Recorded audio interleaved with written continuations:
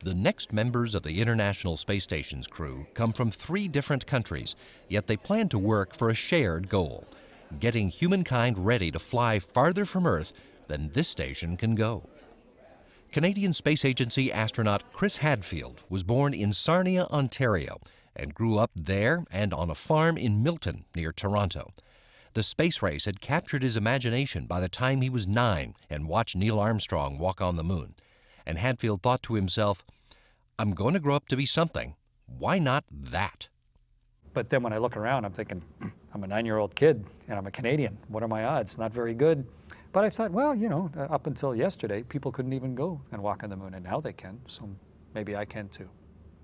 And so I started getting ready that night, basically started, what do I need to do next? Hadfield got into advanced courses in school and on the academic track that led to college. But he also became a ski instructor while learning how to fly as a member of Canada's Air Cadets.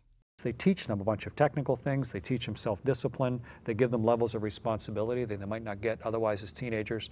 And in my case, I spent one summer learning to be a glider pilot and getting my glider pilot's license. And right at the age of 16, I became a powered pilot.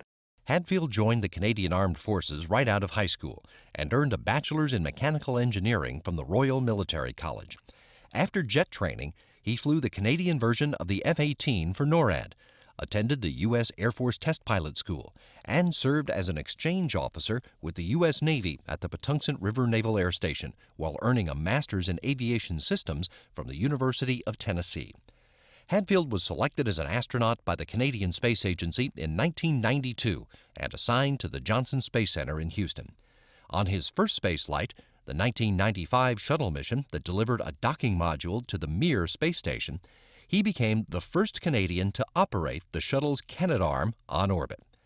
After serving as chief astronaut for CSA, he made his second flight on the 2001 shuttle mission that delivered Canadarm2 to the International Space Station, and he performed 2 spacewalks, the first ever made by a Canadian astronaut.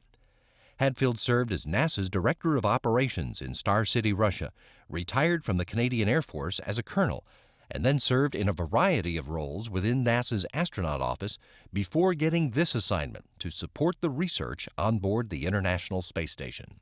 And it is our big proving ground. It's our test track for building spaceships in the future. And it is therefore the diving board, the launching board, that's going to allow us to confidently go further away from Earth. Retired Russian Air Force Colonel Romanenko was born in Shelkovo, near Moscow, and grew up in Star City at the center of the cosmonaut community.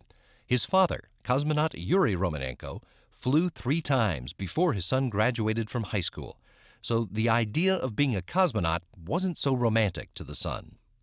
Whenever I went on a trip or on a picnic, business trip, I was always with my dad, and I would just always be in contact with cosmonauts, and I thought it would be always normal to be with them. There was nothing special about it for me. But he did want to be a military pilot, so after high school, Romanenko followed his father into the Air Force. He graduated from the Suvorov Military School in Leningrad and the Chernigov Higher Military School of Pilots. But after the fall of the Soviet Union, young Air Force pilots had fewer opportunities to fly fighters. Romanenko found himself co-piloting cargo transports and ferrying cosmonauts to their launch site in Kazakhstan. They weren't allowing me to fly a lot, and so I started thinking about changing jobs. Maybe find something related to that. And right at that moment, I was told that they're looking for applicants to join the cosmonauts. And I thought, why not? I give it a try as well. Romanenko was selected as a cosmonaut candidate in 1997 and made his first spaceflight in 2009, commanding the Soyuz spacecraft that brought he and 2 crewmates to the International Space Station to expand its crew to 6 for the first time on Expedition 20. Romanenko has also served as deputy commander of Russia's Cosmonaut Corps, while his nation has worked with its international partners to get ready for the next journey. If everything is going well, if we're able to successfully follow the program, the flight program, even while orbiting Earth, with this rich experience, we'll be able to reach other planets as well with no problems. Dr. Tom Marshburn is a native of Statesville, North Carolina, the seventh of 7 children who loved working and playing outdoors. He remembers being excited to watch the first moonwalk because it fed into his love of adventure. I loved to draw and to paint.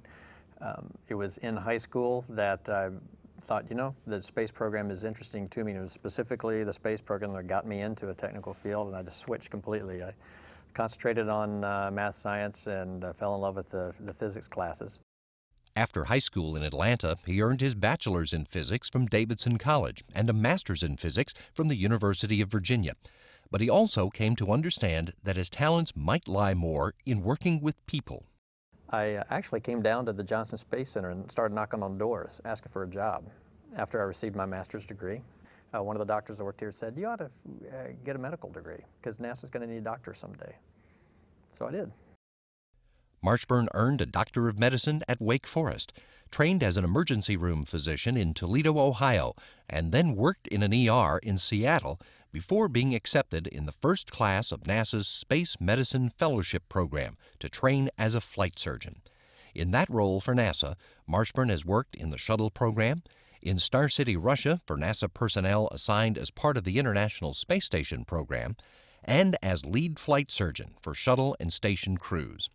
He was selected as an astronaut in 2004 and made his first spaceflight on a 2009 space shuttle mission, during which he made 3 spacewalks to complete the construction of the Kibo Laboratory Complex and get the International Space Station in shape for its mission as a testbed that will help human beings prepare for the next stage of space exploration.